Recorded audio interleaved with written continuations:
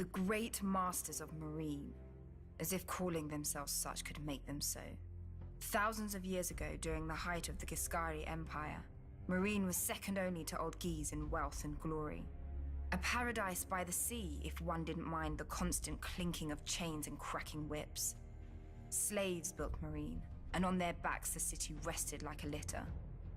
Then came the dragons of Valyria. The masters of Old Guise would not bow, so they burned.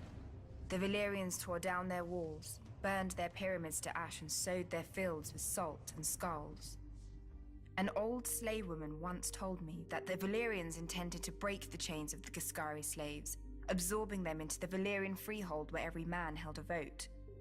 But the great masters of marine received their new overlords in the great temple, plying them with gold, wine, and all the wealth that slavery had brought them, and the Valyrians instead took up the whip themselves. I do not believe it.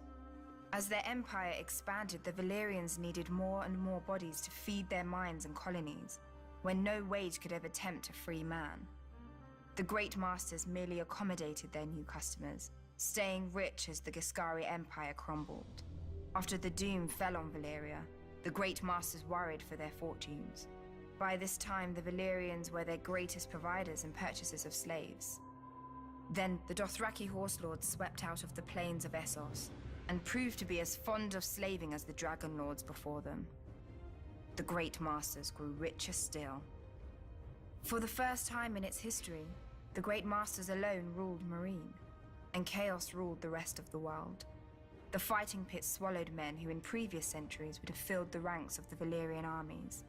Without these soldiers to maintain order, the wealthy had to buy their own, which the good masters of Astapor were more than willing to sell. If the buyer's nerves still needed calming, the wise masters of Yunkai could sell him further release. The great masters, the good masters, the wise masters, yet none was so great, good, or wise that they recognized our queen for what she was. Her ancestors had destroyed them, then become them. Perhaps they assumed she would bend as easily. But our queen does not bend. She breaks.